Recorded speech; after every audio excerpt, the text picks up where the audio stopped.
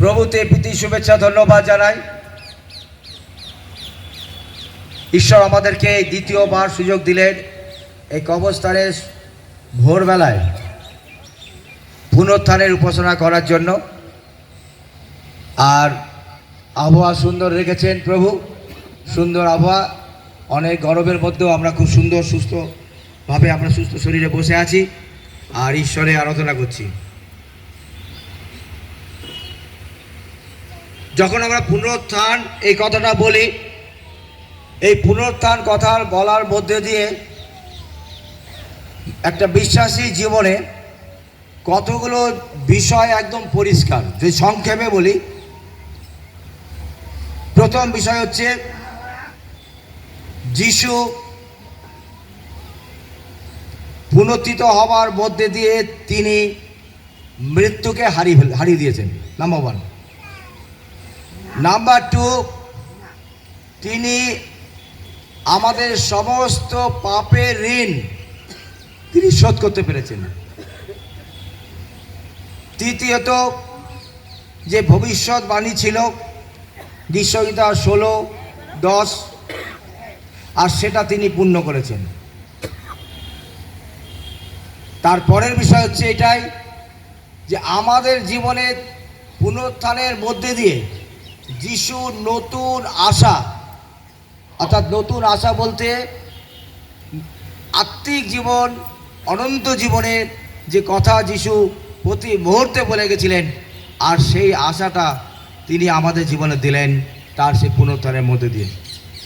আর lastly এটাই বলবো যে তিনি এটাই বলতে চাইছেন যে খ্রিস্টীয় জীবনে যে বিশ্বাসটা নিয়ে আমরা দাঁড়িয়ে আছি আজকে, এই বিশ্বাসটার ভিত হচ্ছে যিশুর পুনরুত্থান। হালেলুয়া। আজকে যদি যিশু পুনরুত্থিত না হতেন আমরা এখানে বসে থাকতাম না, এবং আমাদের যে বিশ্বাসটা আছে সেই বিশ্বাসটাও থাকতো না। কারণ এই বিশ্বাস আমাদের আছে এটাই, যিশু মৃত্যুকে হারিয়েছেন, যিশু আমাদের পাপকে ক্ষমা করতে পেরেছেন, যিশু আমাদের অনন্ত জীবনে যে কথা বলেছিলেন সেটা রাখতে পেরেছেন অ্যাজ এন এভিডেন্স, প্রুফ। এবং তিনি যখন বলছেন তোমাদেরকে আমি অনন্ত জীবন দেবো, আর তিনি সেটা নিজে দেখিয়ে দিলেন অনন্ত জীবন কিভাবে দেওয়া যায়। অর্থাৎ নিজের পুনরুত্থিত জীবনের মধ্যে দিয়ে তিনি আমাদের কাছে যে বার্তা দিয়েছিলেন যখন 14 অধ্যায়, যে আমি তোমাদের জন্য স্থান প্রস্তুত করতে যাচ্ছি, আমি আসবো, পুনরায় তোমাদের নিয়ে যাব। আর আমার ইচ্ছা আমি যেখানে থাকি যেন তোমরাও সেখানে থাকো। এই যে কোটেশন, এই যে কথা যিশুর মুখ থেকে উচ্চারিত হয়েছিল, সেই কথাটা আজকের এই পুনরুত্থানের দিনে সম্পূর্ণ হলো। আমি যাচ্ছি, আমি আবার আসব। অর্থাৎ যিশু পুনরুত্থিত হয়েছেন বলেই তিনি এই কথা প্রমাণ করতে পেরেছেন, আমি ঊর্ধ্বে নিহিত হলাম, আমি আবার আসব, সেকেন্ড কামিং, দ্বিতীয় আগমন। অর্থাৎ এই পুনরুত্থান হয়েছে বলেই আজকে যে প্রচারকরা বিভিন্ন জায়গায় প্রচার করে, বিভিন্ন ঈশ্বরের বাক্য বলে, ঈশ্বরের বাক্যের মধ্যে দিয়ে মানুষকে উদ্দীপ্ত করে এবং মানুষের জীবনে বিশ্বাস নিয়ে আসে, তার একটি কারণ যিশুর দ্বিতীয় আগমন। আর যে যিশুর দ্বিতীয় আগমন এই জন্যেই আমরা বলতে পারি, কারণ যিশু নিজে মৃত্যুকে জয় করে পুনরুত্থিত হয়েছেন। এটা হচ্ছে খ্রিস্টীয় বিশ্বাসী জীবনের মূল মন্ত্র, মূল কথা। কিন্তু আজকে যে পাঠ, এই পাঠের মধ্যে থেকে কতগুলো বিষয় আমি ধ্যান করতে চাই।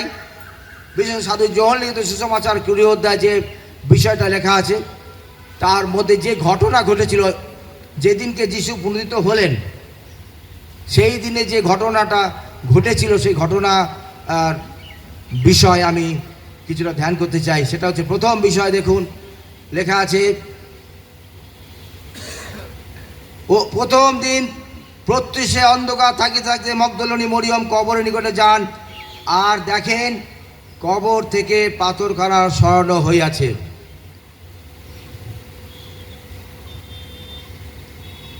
আর সেখানে লেখা আছে, আর তিনি শিষ্যদের নিকটে আসিলেন, আর তাহাদিওকে বলিলেন, লোকে প্রভুকে কবর হইতে তুলিয়া লইয়া গিয়াছে।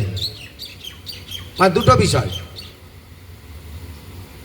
আজকের দিনে দাঁড়িয়ে নতুন থিঙ্কিং হচ্ছে এটাই, মগদলিনী মরিয়ম যখন প্রত্যুষে যখন কবরস্থানে যান আর গিয়ে দেখেন পাথরটা সরানো, অর্থাৎ পাথর সরানো মানে সেখানে উকি মেরে দেখছে কি কবর ফাঁকা।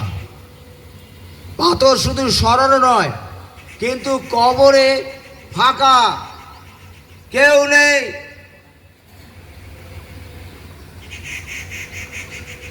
অর্থাৎ ইংরাজি থেকে বলা হয়েছে এমটি টম, মানে কবর ফাঁকা।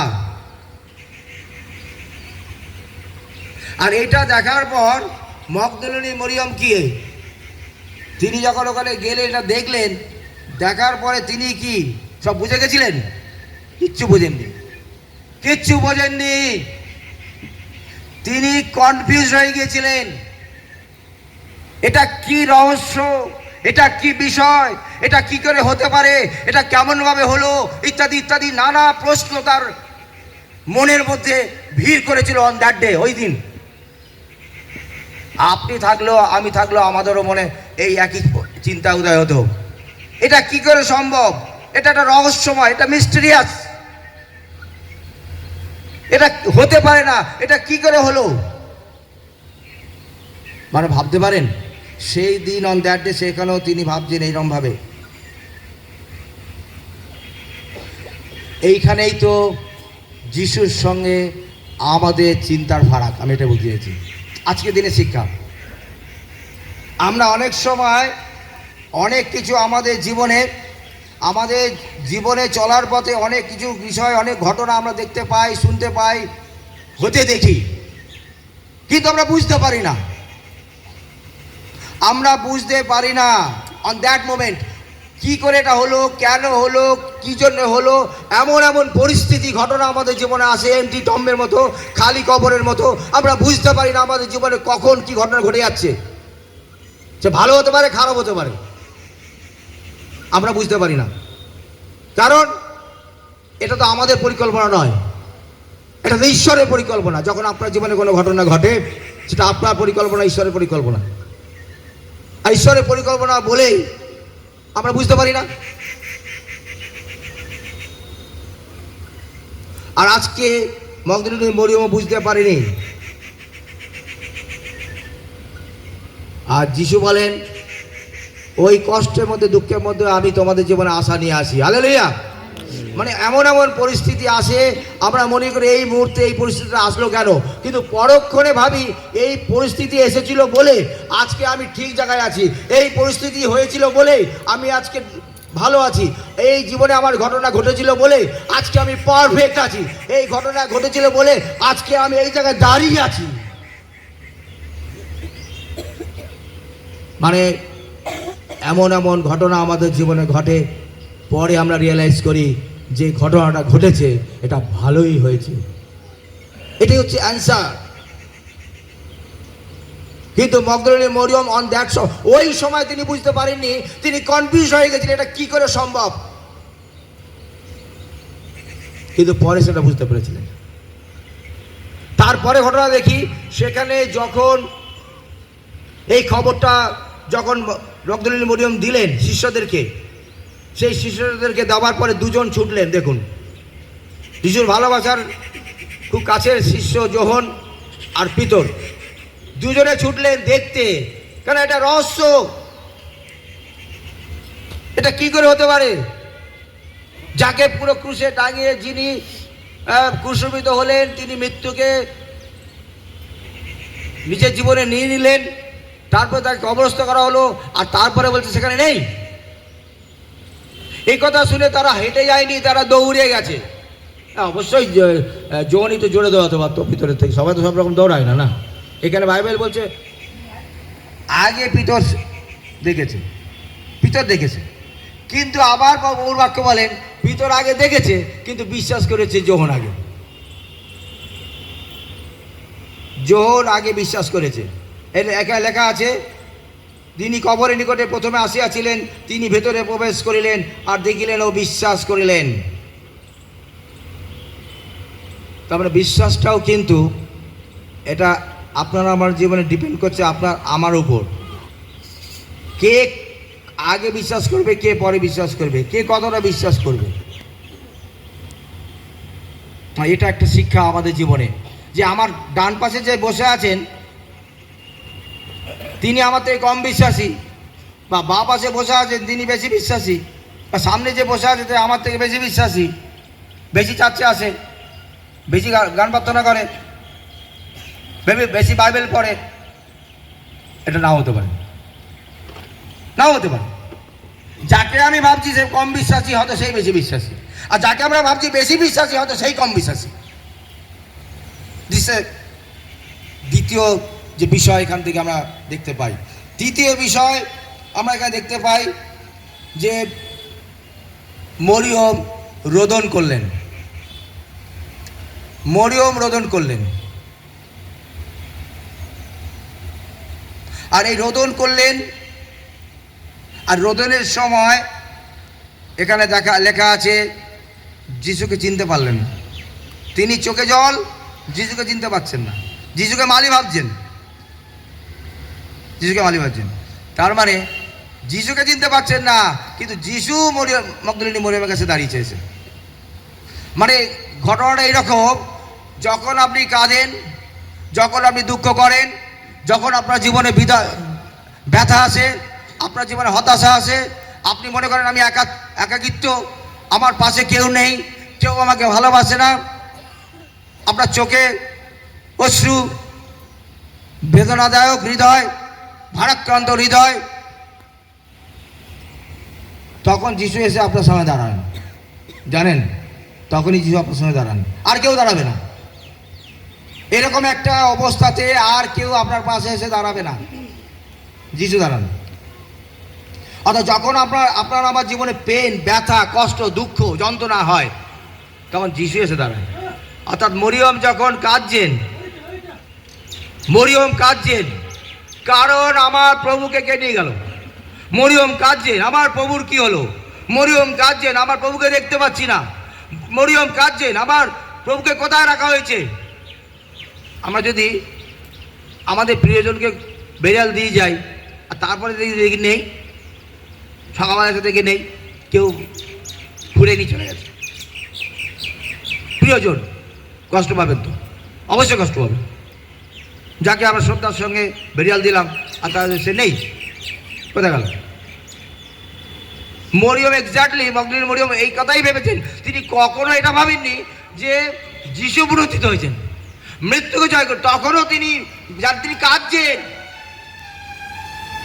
তার ক্রন্দন, তার চোখের জল প্রমাণ করে তিনি তখনও রিয়ালাইজেশন তার মধ্যে আসেনি, তখনও বিশ্বাসটা আসেনি, তখনও বুঝতে পারেননি যে যিশু বলেছিলেন তো আমি মরবো এবং তৃতীয় দিনে আবার উঠবো।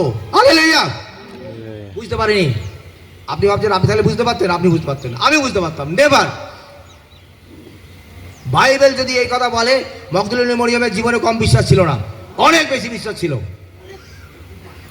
ঈশ্বরের প্রতি তার অনেক আনুগত্যতা ছিল, কিন্তু তিনিও বুঝতে পারেননি সেই দিন এটা কি করে সম্ভব। তিনি কাঁদছেন, এই কান্না দুঃখের কান্না, ব্যথার কান্না, কষ্টের কান্না। আমার প্রভুকে কোথায় নিয়ে গেছে, আমার প্রভুকে কোথায় রেখেছে, আমার প্রভুকে কে নিয়ে গেল, কোথায় নিয়ে গেল। This the thing.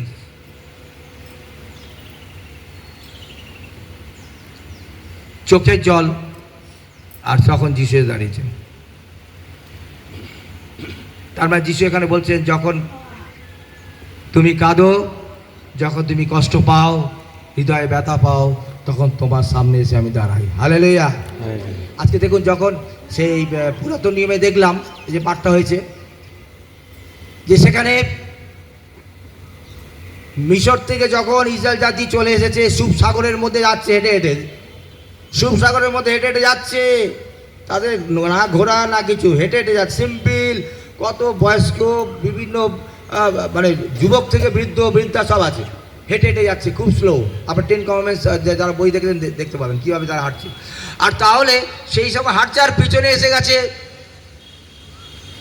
ফরৌন রাজার সমস্ত সৈন্যরা ঘোড়ায় করে। তারা সুপসাগর অনেকটা চলে গেছে, যিশু তো ঈশ্বর তো জল ভাগ করে দিয়েছেন, তারা সমুদ্রের মধ্যেই হাঁটছে, হেঁটে হেঁটে অনেক প্রায় চলে গেছে, আর ঠিক কাছাকাছি চলে গেছে, আর তখন ওখান থেকে ঘোড়া এসে গেছে।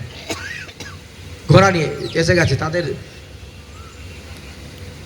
আর তাদের সামনে দেখবেন আগুন জ্বালিয়ে দিয়েছিলেন ঈশ্বর কিছু সময়ের জন্য, তাদের বের করে দেওয়ার জন্য।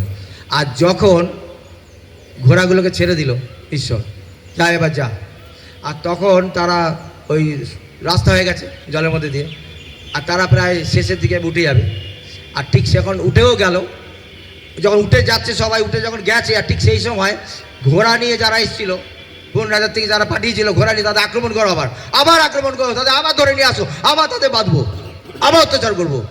আর ঠিক যখন তারা মিডিল অফ দ্য সি, মানে সমুদ্রের ঠিক মাঝখানে যখন এসেছে, তখন ইসরায়েল জাতি উঠে গেছে।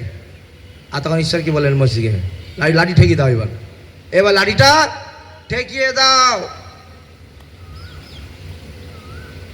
সলিল সমাধি, পুরো সৈন্য সলিল সমাধি হয়েছিল।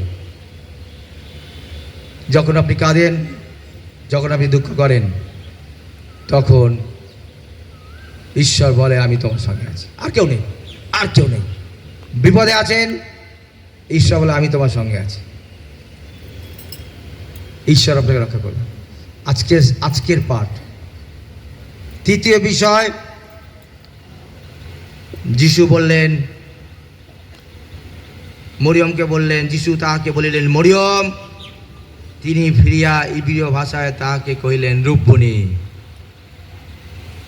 ইয়ার অর্থ হে গুরু। দেখতে পেলেন এবার ঘটনাটা কি ঘটলো?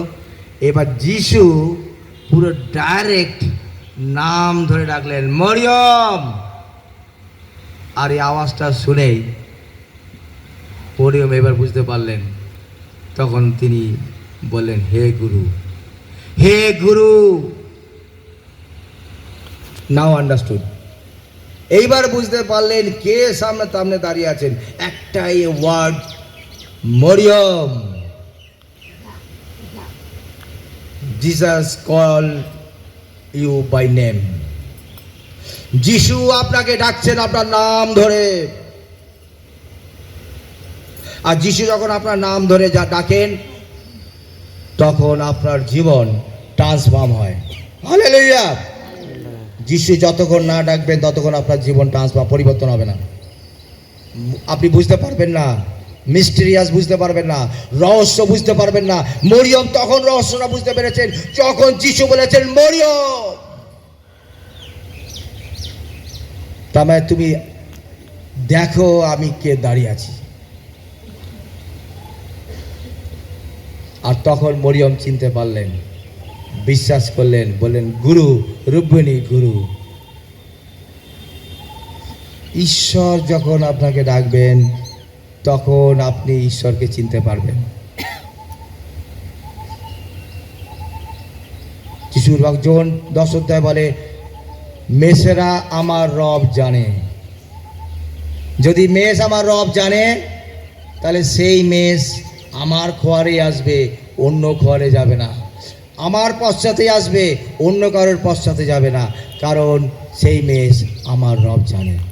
সে আমার কাছে আসবে, কোথাও তাবিজ লাগাতে যাবে না, কোথাও মাদুলিতে লাগাতে যাবে না, কোথাও মাথা নত করবে না, কোনো জিনিসকে আরাধনা করবে না, কারণ আমার মেষ আমাকে জানে আর আমিও তার নাম ধরে জানি।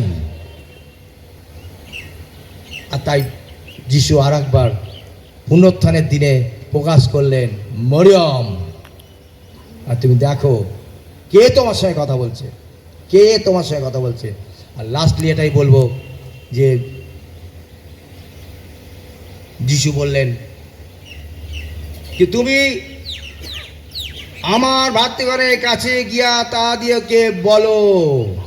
এইবার বললেন, এইবার যিশু বলছেন তুমি যেটা দেখলে, যেটা আমার কাছে শুনলে, এটা গিয়ে আমার ভাতৃগণ, ভাতৃগণ, not only disciples, not only শিষ্য, শুধু শিষ্য নয়, ভাতৃগণ, তাদের কাছে গিয়ে বলো।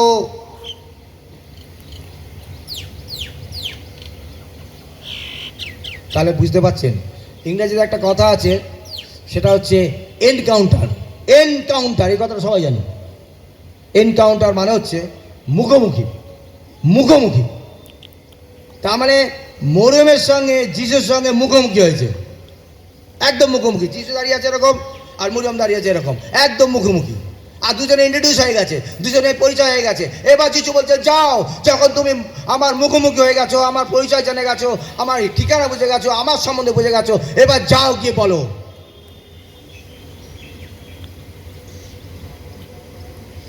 যিশু বলছেন, আজ পুনরুত্থানের দিনে যদি তুমি আমার সামনে দাঁড়িয়েছো আর আমি তোমার সামনে দাঁড়িয়েছি যিশু হিসাবে, যদি তুমি আমাকে জেনে গেছো, কি জেনে গেছো? আমি পুনরুত্থান করেছি, আমার জীবনে আমি পুনরুত্থিত হয়েছি, আমি মৃত্যুকে জয় করে এসেছি, আমার মৃত্যু আমার কাছে হেরে গেছে, তুমি জেনে গেছো। আমার নাম ধরে বলছে, আপনার নাম আমার নাম ধরে বলছে, তুমি জেনে গেছো আমি মৃত্যু জয় করে উঠেছি, মৃত্যু আমার কাছে হেরে গেছে। যদি জেনে যখন গেছো, যাও অন্যদের কাছে বলো, আমার সাক্ষ্য বহন করো। হালেলুয়া। তার মানে যদি সত্যি করে পুনরুত্থিত যিশুকে জেনে থাকি, আজকের দিনে এই পুনরুত্থান উপাসনায় বলবো, প্রভু বলছেন তাহলে অন্যকে আমার সাক্ষ্য দাও। ইয়েস, কি সাক্ষ্য? আমার যিশু জীবিত, আমি যে যিশু আরাধনা করি তিনি মৃত্যুকে জয় করে উঠেছেন, তিনি পুনরুত্থিত, আমি জানি। আর যদি বিশ্বাস না থাকে, যিশু যদি সামনে না দাঁড়াতে পারি, বিশ্বাস আসবে না। আর তখন আমরা বলতেও পারবো না যে আমার যিশু জীবিত। আর জীবিত যখন বলতে পারবো না, রেজাল্ট কী হবে জানেন?